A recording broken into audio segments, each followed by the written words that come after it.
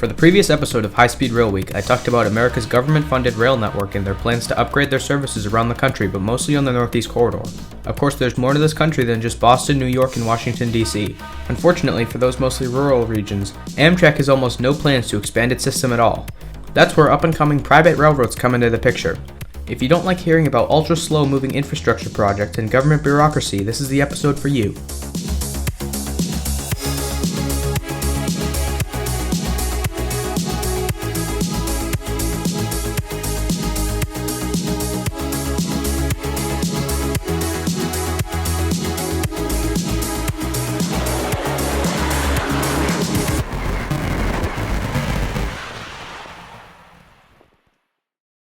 As I said in the intro, Amtrak doesn't have any money to spend on its system at the moment, so right now, private high-speed railroads have to fill in. Cities such as Miami and Orlando, Dallas and Houston, and Los Angeles and Las Vegas are currently not connected by high-speed passenger trains, or in some cases, no passenger trains of any speed. This is the exact position that Brightline fills. Brightline is America's first private high-speed rail service, so let's see where it all started. In 2012, a private company known as All Aboard Florida saw the potential market for a Miami to Orlando high-speed rail connection.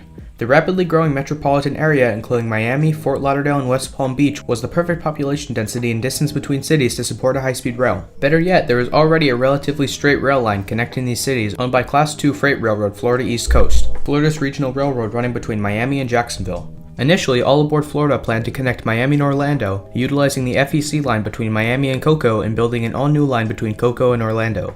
Construction was planned to be $1.5 billion with no significant impact on the environment. The company applied for a $1.6 billion railroad rehabilitation and improvement financing loan in 2013. In 2014, All Aboard Florida had ordered their rolling stock. They ordered 5 train sets of 4 cars and 2 locomotives. Siemens was to build a fleet of 10 locomotives and 20 cars. The locomotives are essentially SC-44 Chargers with a more streamlined body. These locomotives were classified as SCB-40s, with the S standing for Siemens, the C standing for Charger, the series of locomotives that these are a part of, the B standing for Brightline, and the 40 denoting the 4,000 horsepower that these locomotives have.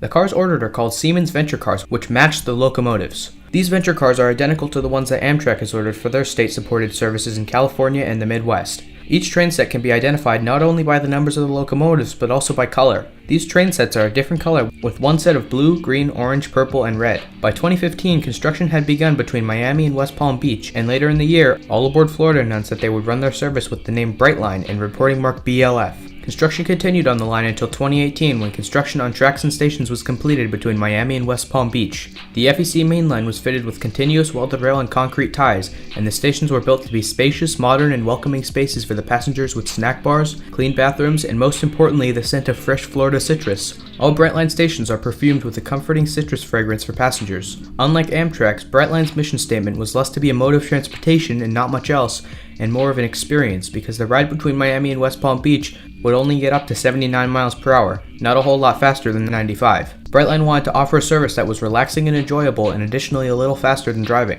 Brightline began testing in late 2017 and made its maiden voyage between Fort Lauderdale and West Palm Beach on January 13, 2018, and later on the first train to originate in Miami ran on May 19, 2018. Brightline was praised for being an affordable and welcoming experience, but it wasn't so well received all around. Throughout the year, Brightline received many noise complaints about train horns in communities near the tracks. Attempts were made to implement quiet zones, but when a train collided with a car and killed the driver in 2019, it was decided that trains should be limited to 79 miles per hour, so quiet zones could be permitted. We begin with breaking news in Aventura, a deadly crash involving a Brightline train and an SUV. Local 10's Christian De La Rosa live now on the scene for us with this developing story. Christian. A lot of questions as to how this collision exactly went down. Police are, of course, investigating, but it appears that the collision may have happened at the intersection of Dixie and 203rd Street, and that the train then pushed the vehicle all the way to where it sits right now. The quiet zones consist of quad gates as well as bollards at lower traffic crossings. There are more than 110 grade crossings on the 70-mile corridor, which prevented Brightline from implementing the 110 mile per hour speeds they hoped for.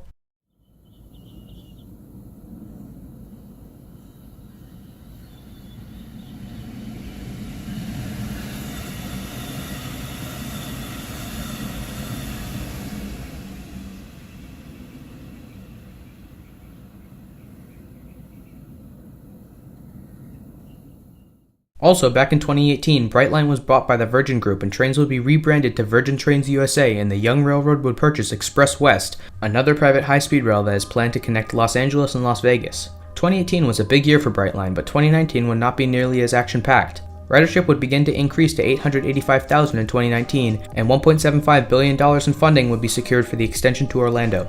This project was to be the first track that Brightline would build from scratch. Construction began immediately, with welded rail and ties being dropped off in Cocoa, where the line would depart from the Florida East Coast. This all-new line is supposed to be completed in late 2021, with service beginning in 2022. This new line will use the existing FEC tracks between West Palm Beach and Cocoa, hitting speeds of up to 110 miles per hour hopefully, and an all-new grade-separated line that will parallel State Route 528 that will allow trains to go 125 miles per hour between Cocoa and Orlando. You can already see where construction is being done on the side of the highway on Google Maps. This service will terminate at the brand new terminal at Orlando International Airport, where the station has already been constructed. A maintenance facility is also planned to be constructed near the airport for trains to refuel and be repaired. Trip times between Miami and Orlando are planned to be 3 hours one way, which is 15 minutes faster than driving but much more comfortable. As 2020 rolled in, so did the COVID-19 pandemic, which meant that Brightline had to temporarily suspend all service on May 25, 2020. Hopefully Brightline will be able to open back up in 2021. Until then, construction on the Orlando expansion will continue, and surprisingly progress wasn't delayed too much by the pandemic, so service to Orlando should still be starting on time. In late 2020, Brightline also announced its further future plans. These plans include building more stations along the route, including Port Miami, Aventura, Boca Raton, Stewart, and Cocoa. All of these stations are on the FEC main line. It was also announced that the line will continue west of Orlando to Tampa. Intermediate stops between these two cities will include Disney Springs and Lakeland, plus a brand new terminal to be built in Ybor City in Tampa.